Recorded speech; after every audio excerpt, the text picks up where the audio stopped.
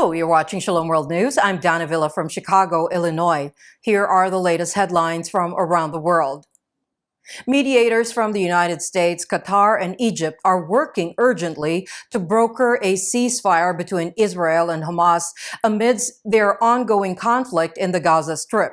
This effort comes after U.S. Secretary of State Antony Blinken expressed optimism about the possibility of reaching a deal. Blinken stated that there is potential for negotiation, and a delegation from Hamas, led by senior official Khalil al-Hayya, is scheduled to travel to Cairo for ceasefire discussions with Egypt and Qatar.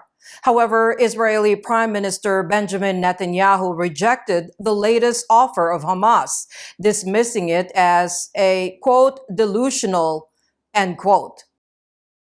Meet the 15-year-old Newton of Gaza, who created an innovative system to light up his family tent at a camp in war-torn Rafah in the southern Gaza Strip.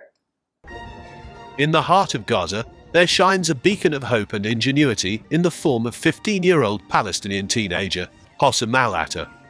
Affectionately known as the Newton of Gaza, Hossam has earned this title for his remarkable ability to brighten displacement shelters in Rafah using basic tools and wind energy. Amidst a dire shortage of electricity, Hossam, a student at Jabal Mukaber School in northern Gaza, took it upon himself to find a practical solution to the problem. احنا يعني نزحنا من الشمال لرفح في مخيم. يعني أول 20 يوم احنا عشناهم يعني في الظلام. يعني في الليل في ظلام. يعني أنا حزنت على أمي وعلى أبويا وعلى أخواتي إنه في ظلام دامس إحنا بنعيش فيه في الليل. فأنا فكرت إنه أعمل هذا الإشي إنه يخفف من المعاناة اللي إحنا عايشين فيها. وعملت هذا يعني الضوء إنه يخفف من المأساة والمعاناة اللي عايشة يعني اللي بنعيشها في ظل الحرب. Armed with only rudimentary tools, Hossam ingeniously utilized a dynamo and blades to harness wind power, effectively generating electricity to illuminate the dark and chilly shelters. His motivation was simple yet profound: to bring joy to his twin nephews and ease the loneliness and fear they experienced in the gloomy confines of their tent. News Desk, SW News. 6 Nigerian students and 3 teachers kidnapped by gunmen while returning from a school trip last week were freed on Sunday, February 4th, but their driver had been killed, according to the state government. The gunmen released at about 2 a.m. the abductees of Apostolic Faith Church Primary and Secondary School, Emure Ekiti. However, the school bus driver, Taye Rasaki, was killed in captivity. The Ekiti state government did not confirm whether a ransom was paid nor share details of the students' release. Kidnapping for ransom by armed gangs, which is common in the northwest area, has been spreading across Nigeria as gunmen target villagers, motorists, and students. The Nigerian Catholic bishops expressed concern over the unfortunate event and warned that Nigeria is fast becoming a hostile killing field. The U.S. House Foreign Affairs Committee has advanced a resolution aimed at intensifying sanctions and diplomatic pressure on the Nigerian government due to widespread persecution faced by Christians and other minority groups in the country. Introduced by Representative Chris Smith of New Jersey, the resolution calls upon the Biden administration to classify Nigeria as a country of particular, or CPC, which would trigger additional sanctions. Meanwhile, Catholic bishops within Nigeria's Ibadan ecclesiastical province have issued a statement expressing grave concerns on the recurring widespread security challenges in the country. They called for immediate action to address the root causes of the crisis, including restructuring the security apparatus, holding corrupt officials accountable, and implementing policies to alleviate poverty and hunger. At least 30 people were killed as bombs ripped through two separate political offices in southwestern Pakistan on Wednesday, February 8th, a day before the country was set to elect a new parliament. BBC reported that residents and officials raced to help people caught in the two explosions, where many were injured. These elections have been marred by violence and claims of poll rigging. The attacks drew condemnation from almost all political parties. Police are trying to determine more details on the bombing incidents. The injured have been transported to nearby hospitals. As the second anniversary of Russian invasion of Ukraine is nearing, the testimonies of three formerly abducted Ukrainian teenagers validates the claim that Moscow is trying to erase Ukraine from the map of Europe. Ukrainian authorities presented evidence to the International Criminal Court indicating that the Russian military forcibly relocated over 19,000 Ukrainian children to re-education centers in Crimea and Russia. The teens, who managed to escape from these camps with the help of their relatives and a group called Save Ukraine, gave their testimonies before the Congressional Helsinki Commission. The teens narrated the extensive episodes of mental torture they endured in the camps, where they were forced to become Russians as Ukraine would soon become part of Russia. The Canadian province of Alberta proposed a new policy that requires parental notification and consent compulsory for schools if a child requests for its name or pronoun change. Alberta Premier Danielle Smith introduced the policy on January 31 through a video posted on X, formerly Twitter. The legislation not only prohibits gender reassignment surgery for minors or those under 18, but also hormone therapies for children under 16. The policy would create a women-only sports division to avoid competing against a biological male who now identifies as a female. In addition, elementary and secondary schools must notify and provide an opt-in requirement if a teacher wants to instruct about gender identity and sexual orientation.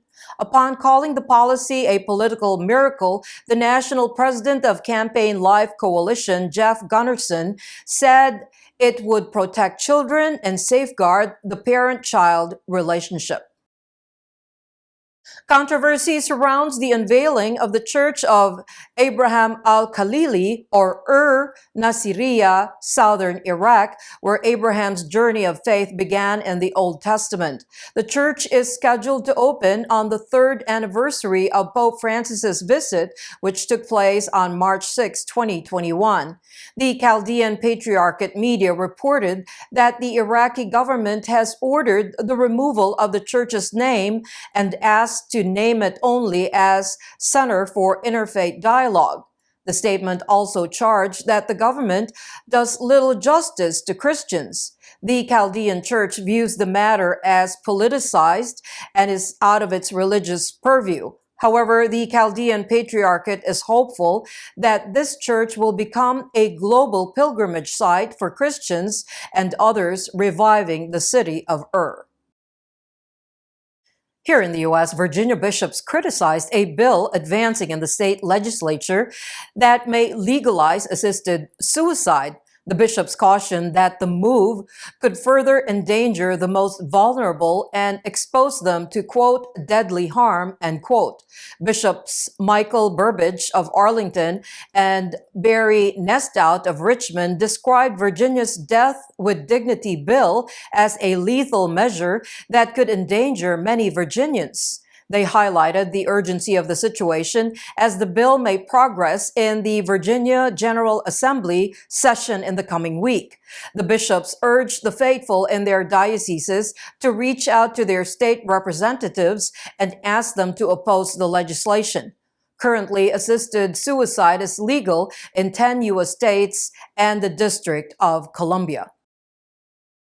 The United Nations Humanitarian Aid and Refugee Agencies on Wednesday, February 7th, jointly appealed for $4.1 billion in international support to aid civilians in Sudan who are facing dire circumstances due to nearly a year of conflict between rival generals. Highlighting the urgent need for assistance, the UN High Commissioner for Refugees and the UN Office for the Coordination of Humanitarian Affairs noted that approximately 25 million people, half of Sudan's population, require support and protection. The two UN agencies said requested funds would benefit millions of civilians within Sudan and those who have sought refuge abroad. According to the United Nations, the conflict in Sudan has resulted in the deaths of at least 12,000 people, with millions displaced. The World Food Programme reports that 18 million Sudanese currently face starvation, with many trapped behind conflict lines. In a landmark decision on Wednesday, February 7, Ecuador's High Court decriminalized euthanasia and ordered the National Assembly to draft laws regulating the procedure. The ruling came in response to the petition filed by Paula Roldan in August 2023. She is a terminally ill woman who was diagnosed with amyotrophic lateral sclerosis, a condition that weakens the muscles and impairs physical functions. She argued in court that she should be allowed to have a death with dignity and pleaded for an expedited approval, which was granted by the court. The court has given the lawmakers and officials up to 12 months to develop the rules to implement the procedure. With this ruling, Ecuador has become the latest Latin American country to legalize euthanasia after Cuba and Colombia. In a recent demonstration of what critics have long described as a deteriorating climate of religious minorities in India, a Catholic priest and several Protestants, including 2 American nationals, have been arrested in separate incidents under the country's controversial anti-conversion laws. Father Dominic Pinto of the Lucknow Diocese is in the state of Uttar Pradesh was arrested on February 5th, along with 6 Protestants on false charges of attempting to convert poor Dalits, or the untouchables, from Hinduism to Christianity.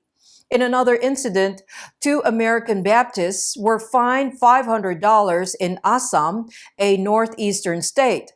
Bishop Gerald Matthias of Lucknow called the charges on conversion entirely false, while Archbishop John Mulachira of Guwahati said that these incidents seem like a move by the government to instill fear in the minds of Christians. And those are the latest headlines. Do join us tomorrow. In the meantime, you can visit swnews.org for more updates. Shalom.